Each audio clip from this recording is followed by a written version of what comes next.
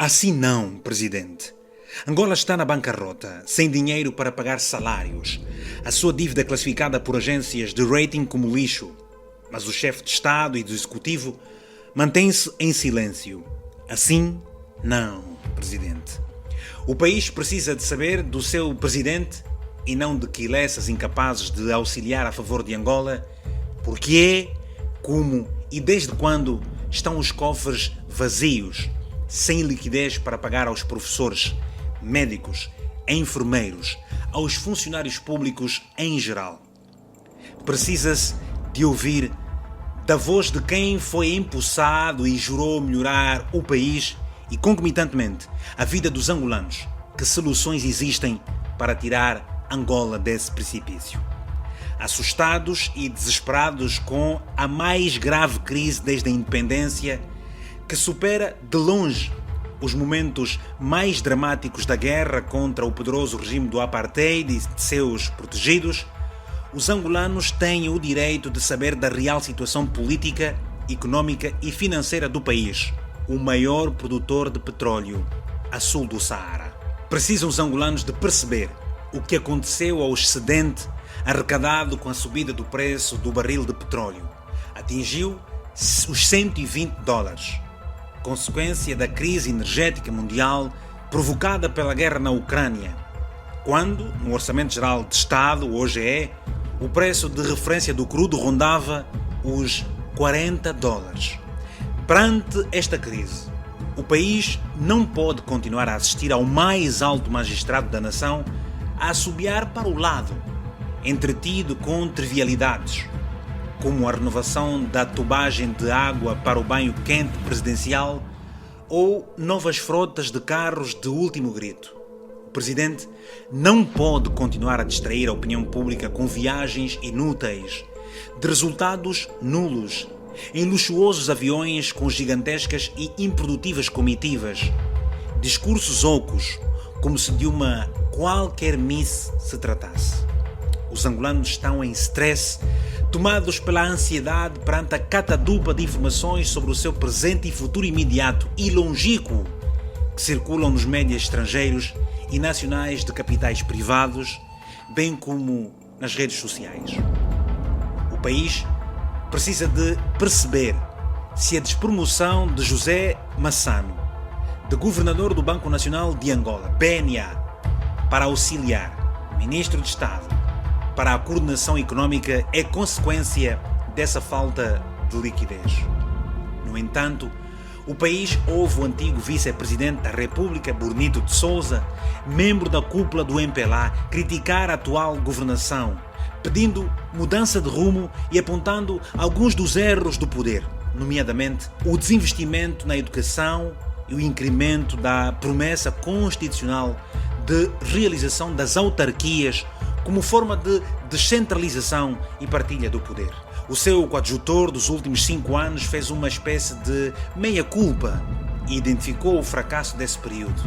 Mas do presidente, nenhuma palavra sobre o país com quase metade da sua população na pobreza extrema, cerca de 4 milhões de crianças fora do sistema de ensino e com uma taxa de analfabetismo que, nos últimos anos, aumentou dos 25% para 34%, segundo diversos estudos internacionais.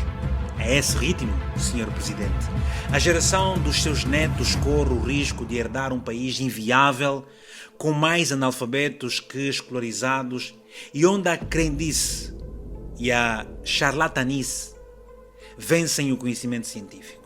Enquanto o incompreensível silêncio do Presidente se mantém, Luzia Sebastião, juíza jubilada do Tribunal Constitucional e respeitada magistrada angolana, põe o dedo na ferida do país, afirmando que, se a crise atingiu o judiciário, significa que o sistema político está falido.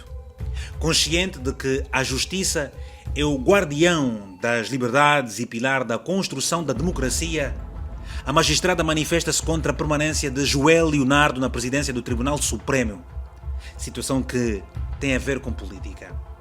Há algum interesse subjacente à sua permanência, assevera em entrevista ao semanário Valor Econômico. Tal como Luzia Sebastião, o país há muito percebeu que Joel Leonardo com um cardápio de acusações e suspeições sobre si, que faz de alguns corruptos profissionais meros aprendizes, só permanece agarrado ao lugar por causa do apoio e vontade do presidente. Por outro lado, o país ouviu, mais uma vez, o seu auxiliar do interior e outros altos dirigentes do seu MPLA naturalizarem a violência e repressão policial que causaram 8 mortos entre os manifestantes que protestavam contra o aumento dos preços dos combustíveis.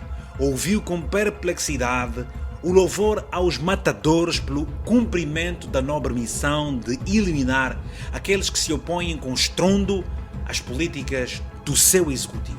Essa repressão, em linha com o autoritarismo reinante, típico de regimes totalitários, contribuiu para piorar a sua imagem interna e externamente. Angola ficou também estupefacta ao ler e ao ouvir a notícia sobre a ridícula intenção do seu presidente de usar os parcos recursos financeiros do Estado para convencer a CNN a criar ou transformar um dos seus canais numa espécie de TPA 5 ou 6 para a satisfação do poder angolano que não consegue domar a CNN Portugal e fazer dela o seu instrumento de propaganda. Igualmente ficou espantada quando tomou conhecimento da vossa vontade de, através de uma nova lei, pôr membros do Comitê Central do partido a fazer jornalismo, a exemplo da Coreia do Norte. Se a TPA, segundo dados divulgados pelo economista Carlos Rosado de Carvalho, custa mais de 18 milhões de dólares ano, quase 6 vezes mais que os caminhos de ferro de Benguela, infraestrutura determinante para o desenvolvimento e integração nacional e regional, é fácil concluir que, para o abortado negócio propagandístico com a CNN, o executivo se preparava para esbanjar dezenas de milhões de dólares. Há abortos positivos. Depois do fracasso do projeto Cafu, uma obra eleitoral que supostamente levaria água a regiões afetadas pela seca no sul de Angola, o país quer saber do presidente, único titular do poder executivo, o que fará para que os angolanos dessa região deixem de ser vítimas de um problema que se arrasta há décadas.